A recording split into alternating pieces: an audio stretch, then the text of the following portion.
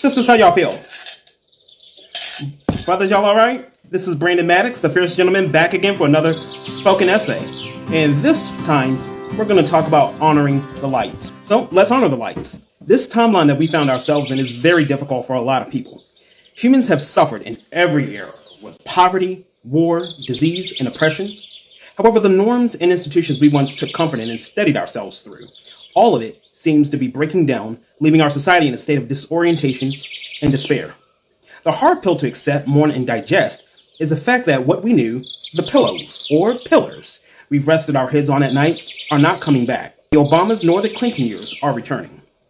In comparison to now, it was a blessing to experience, but I have faith that what is ahead is even greater than that.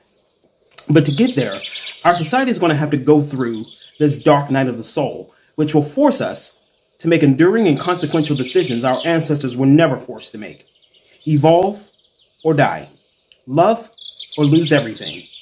Justice or jump cliff. Harmony or Holocaust. But it is out of these decisions that the new earth will be birthed. I want you to see it and get excited about it. The word apocalypse is actually a Greek word that means unveiling or great revelation.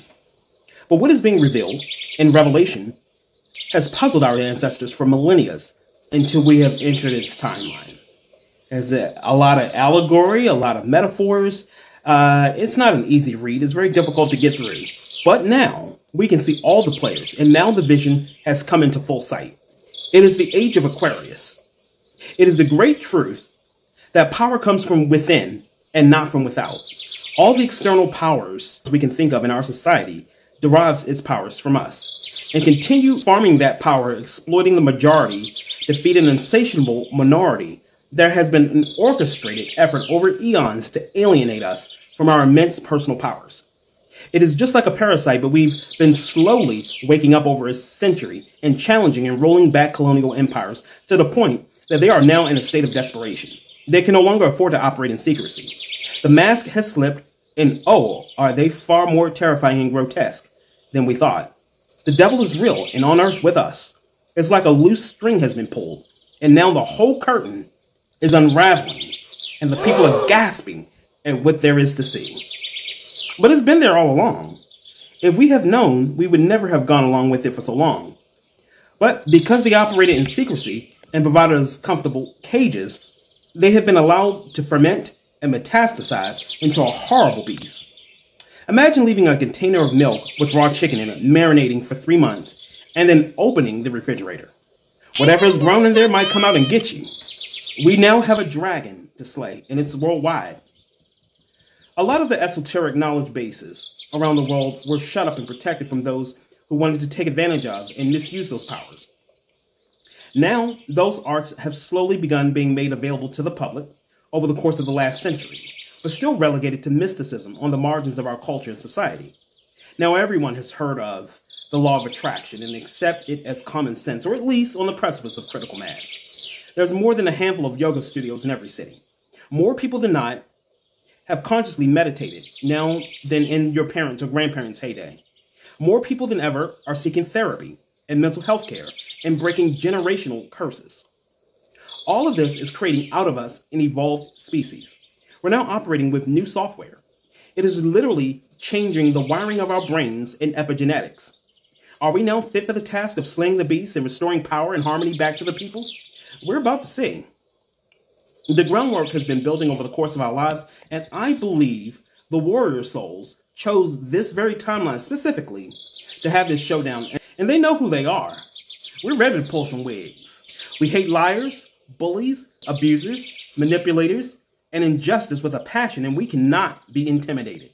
We see the truth for what it is, and we're going to tell it.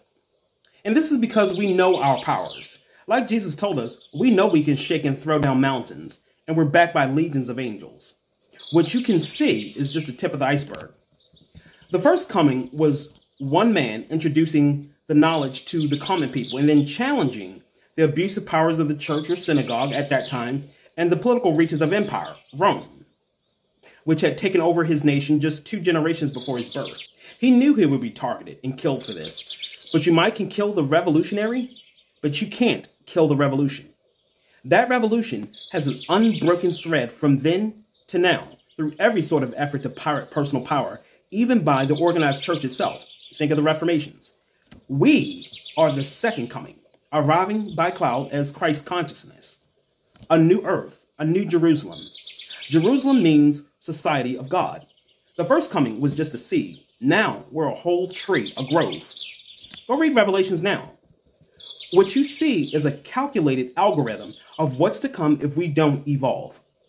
It is a warning, not a prediction.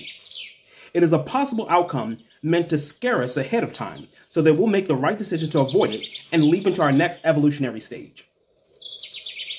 Imagine going back to your younger self to drop some game so that they'll make different decisions and change your whole destiny. That's what Revelations is.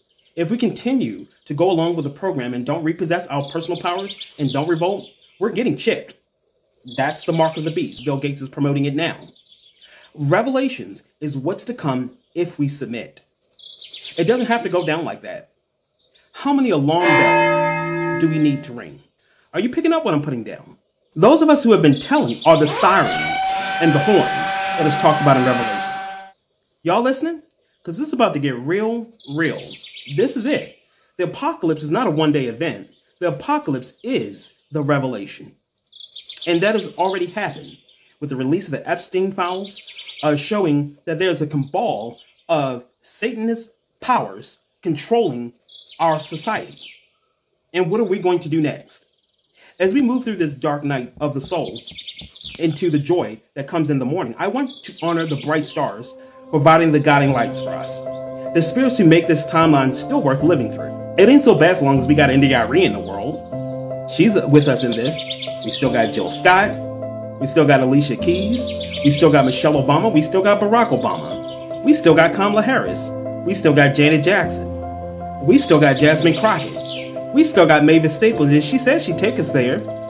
Those are the people who you might know from the lights I recognize. I want to know who's on your list. And even in your personal lives, who gives light and hope for another day at a time.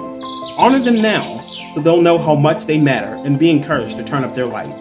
We got this. I want you to send this to anyone that you think of as a light in your life. In my personal life, I want to give thanks to my aunts, my mom's sisters who have served as mothers after my mother's passing over 20 years ago. I want to thank my sister, my brother, and my best friends Jamar and Sean and Aldanya, and my pastor mentor Paul Turner. These are the people who have been lights in my life, and they're still here, and they give me the strength and the inspiration to proceed through this moment and remind me to turn up my lights. And so with that, inspire the lights in your life to turn up their lights, and I know we can get through this. Until next time, talk to you later. Love gently and live fiercely.